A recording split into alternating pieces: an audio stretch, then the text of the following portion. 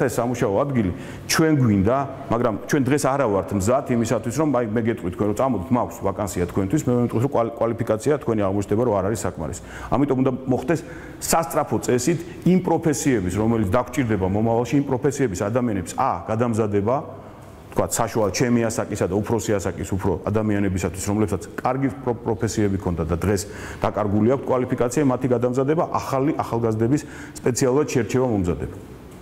ამ ორი, ესე ვთქვათ, ამ გზის ხარჯზე ჩვენ პრიორიტეტი ექნება რუსთაველს. ანუ ორი ერთნაირი მოცემულობის ადამიანი, რუსთაველი და არა რუსთაველი, პრიორიტეტს მიიღებს რუსთაველი იგივე სამუშაოს. ეს 10.000 სამუშაო ადგილი ავტომატურად ნიშნავს ინფრასტრუქტურის განვითარებას, მოთხოვნილებებს მაღაზიაზე, ჯანდაცვაზე, საბავშვო ბაღზე, არ ვიცი, ყველაფრის გაზდას, მე ხელფასი გამიჩნდება, დასახარჯი გამიჩნდება.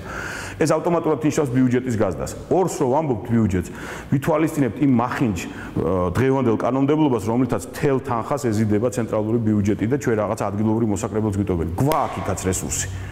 და გვაქვს სერიოზული რესურსი, იმიტომ რომ ეკოლოგია, გზის გადასახადი, მიწის გადასახადი, ეს ყველაფერი ჩვენია და არ იქნება ნოლი აი ამ ქარხნებისთვის, თუ ის ქარხნები არ იქნებიან მეგობრულები, ჩვენთან რომ იმ სუპერმოგებებიდან ეს თანხა გადაუხადონ. პირველ წელს მე ვფიქრობ, რომ ჩვენი შემოსავლის მთავარი აქცენტი იქნება ურთიერთობა ქარხნებთან.